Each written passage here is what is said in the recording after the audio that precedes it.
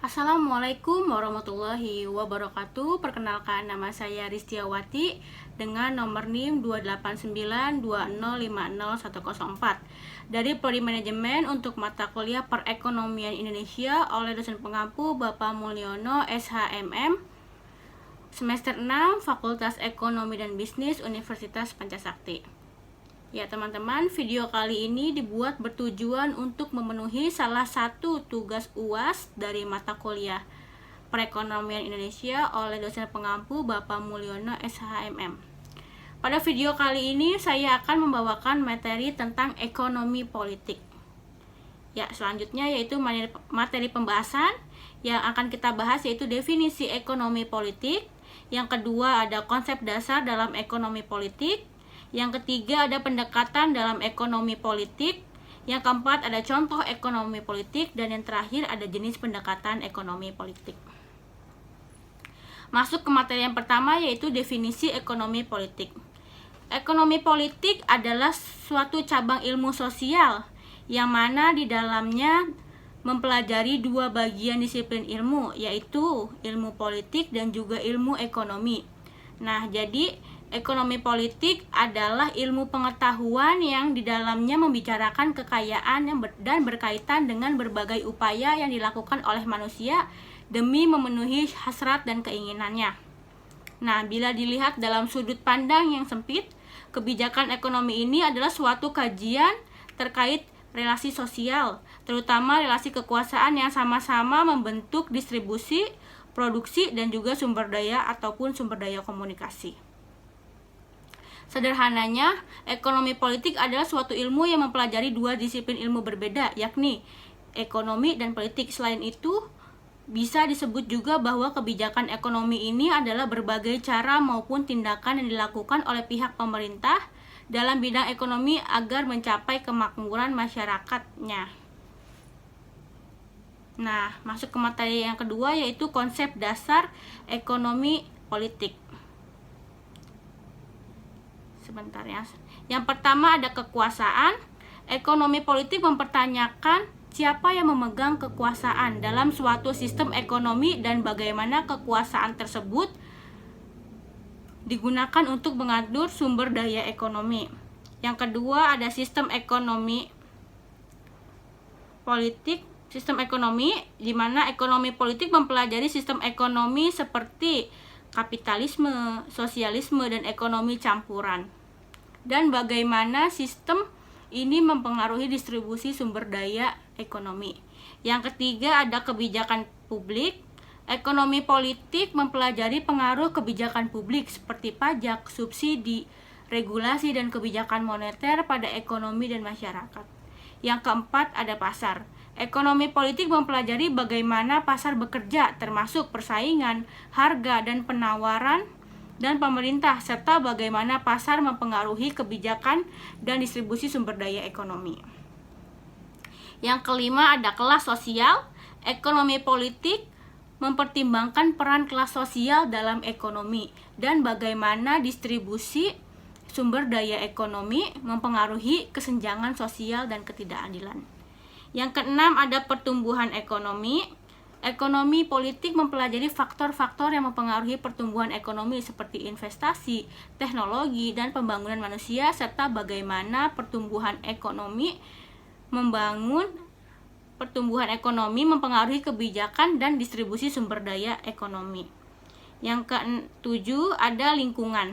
Ekonomi politik mempertimbangkan dampak ekonomi pada lingkungan dan bagaimana kebijakan dapat mempromosikan pembangunan berkelanjutan. Masuk ke materi yang ketiga yaitu pendekatan dalam ekonomi politik. Nah, pendekatan dalam ekonomi politik mencakup beberapa faktor pendekatan atau perspektif yang berbeda dalam mempelajari hubungan antara ekonomi dan politik. Berikut adalah beberapa pendekatan dalam ekonomi politik. Yang pertama ada pendekatan institusional, di mana pendekatan ini mempelajari institusi ekonomi dan politik, termasuk lembaga keuangan, peraturan, dan hukum, serta bagaimana institusi ini mempengaruhi keputusan ekonomi politik. Yang kedua ada pendekatan Marxian. Pendekatan ini didasarkan pada teori Marxisme dan memfokuskan pada analisis kelas sosial, kapitalisme, dan konflik antara kelas pemilik modal dengan kelas pekerja. Yang ketiga ada pendekatan kesejahteraan. Pendekatan ini menekankan pada kesejahteraan masyarakat dan mencari cara untuk meningkatkan kesejahteraan melalui retribusi sumber daya ekonomi.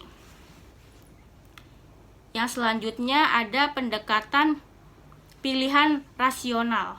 Pendekatan ini memfokuskan pada bagaimana individu membuat keputusan ekonomi rasional dan mencari keuntungan pribadi. Yang kelima ada pendekatan sosiologis. Pendekatan ini mempertimbangkan faktor-faktor sosial dan budaya yang mempengaruhi keputusan ekonomi politik. Yang keenam ada pendekatan feminis. Pendekatan ini mempertimbangkan peran gender dan bagaimana keputusan ekonomi dan politik mempengaruhi gender. Yang ketujuh ada pendekatan lingkungan.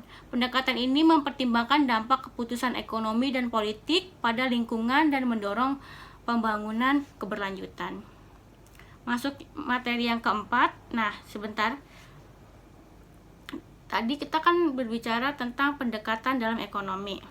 Pendekatan dalam ekonomi politik membantu memahami berbagai faktor yang mempengaruhi keputusan ekonomi dan politik serta hubungan antara ekonomi dan politik. Yang selanjutnya yaitu contoh ekonomi politik. Berbagai contoh ekonomi politik yang banyak diterapkan oleh suatu negara sebagai berikut. Yang pertama ada penetapan harga maksimum.